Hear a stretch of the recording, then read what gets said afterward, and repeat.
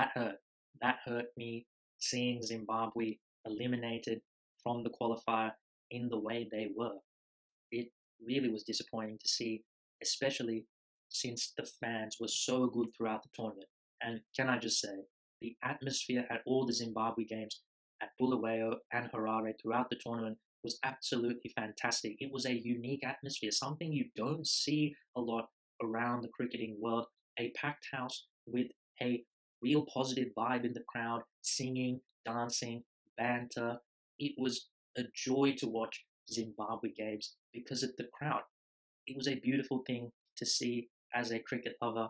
And for me, my question is, where were these people before when Zimbabwe were playing? When I've seen them play mostly at Harare, the crowds have been pretty poor.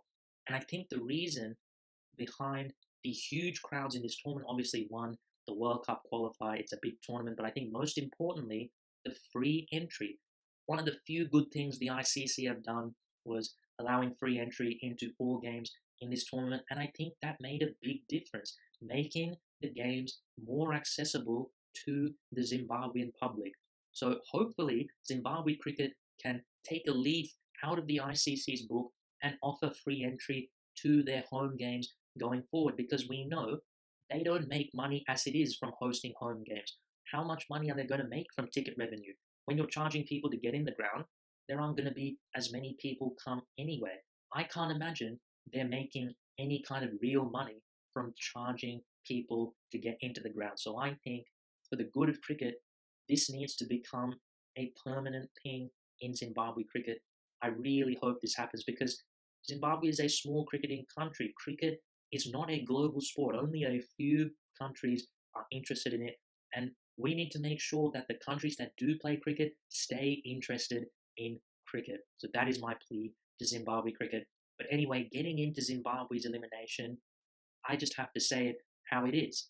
They had home conditions, a raucous home crowd behind them, two opportunities to seal their qualification. And in both those two games, they won the toss. Zimbabwe had everything going for them in these games, and yet they weren't able to seal the deal.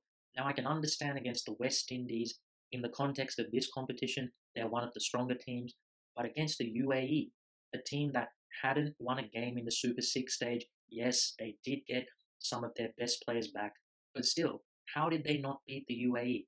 To me, they cracked under the pressure of the game. Now, you can talk about the Duckworth-Lewis-Stern method, UAE getting to 235 in 47 overs, and then rain cut their innings short.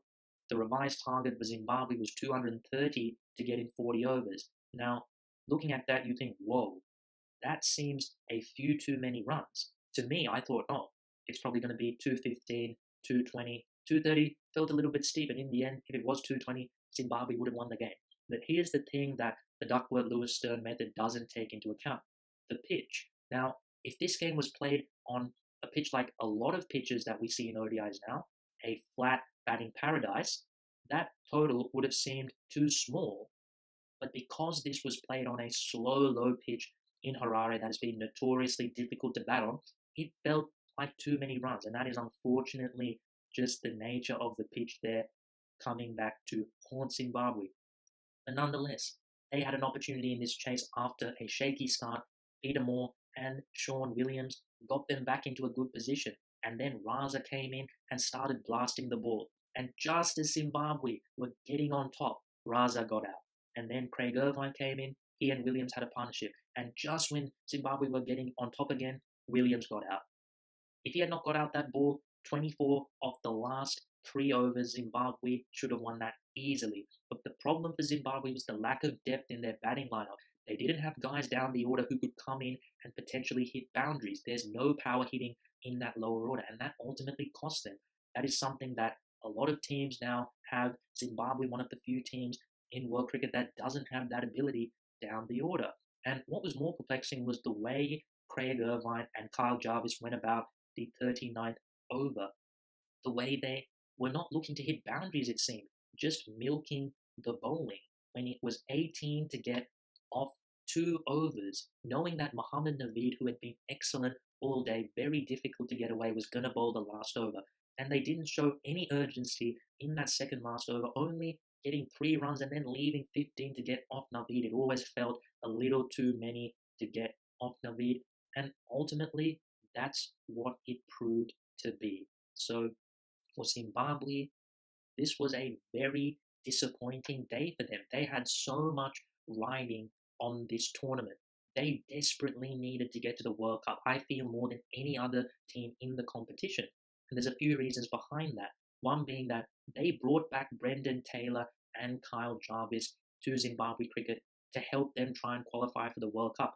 They were given huge contracts to lure them back, much more than the other players are on. Not only that, but getting to the World Cup would have provided Zimbabwe cricket with a security blanket. Obviously, getting to the World Cup would have given them a lot of money, not only from the World Cup itself, but it would have guaranteed them more fixtures in the lead up to the World Cup. And we know Zimbabwe are in a lot of debt. The cricket board is struggling with that. They apparently still haven't paid the players their match fees from the tour of Sri Lanka in July last year. We know the players don't get paid particularly well as it is. We've seen players go on strike in their domestic competitions because they're not getting paid. So Zimbabwe cricket is a bit of a mess from that front. And remember, they lose so much money from hosting test matches, so much so that they don't want to host any test matches anymore. The only reason they didn't lose money from hosting this tournament is because the ICC gave them a big loan and they used all that on upgrading their facilities. So they didn't make a profit from this tournament. So really, Zimbabwe cricket is in a world of hurt. And just think about what Sikandar Raza said before the start of the tournament. He said, and I quote, "God forbid, if things don't work out so well, also careers will be on the line." To me, that is saying that if Zimbabwe don't qualify for the World Cup, which they didn't, Raza, along with the other big players in Zimbabwe, would look to go elsewhere and leave Zimbabwe cricket to play elsewhere, whether that's get a Kolpak deal and play county cricket or to play around the world in franchise 2020 tournaments. This is going to be a big problem, and I wouldn't be surprised if guys like Raza left Zimbabwe cricket now, because there is very little opportunity for them in Zimbabwe. Zimbabwe don't play a lot of cricket as it is now. There's no World Cup to look forward to. The players don't get paid particularly well. There is much more opportunity for them going elsewhere. Now, what effect will this have on Zimbabwe cricket going forward? I have to think they are going to go on a downward slide because Zimbabwe do not have a lot of depth in their cricket. If they lose their best players, they are going to become a middling team. They will not look out of place with the associate nations.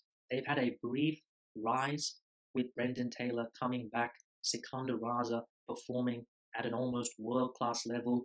They beat Sri Lanka in the bilateral series last year 3-2, and they've been playing good cricket since Brendan Taylor has come back.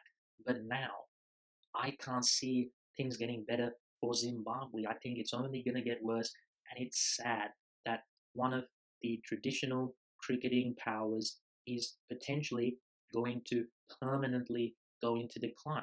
And once again, the ICC don't really care. Zimbabwe cricket don't make them any money. So ultimately, it's not a big deal for them. They're not going to go out of their way to try and support Zimbabwe. It's a sad, sad thing to me. And I think Sikandar Raza summed up things quite beautifully in his speech that he gave when he received the Player of the Tournament award, when Dave Richardson, the CEO of the ICC, was standing no more than 5 meters away. But anyway, if you got this far, thanks for watching the video. Do let me know what you think is going to happen to Zimbabwe cricket, and I will see you in the next video.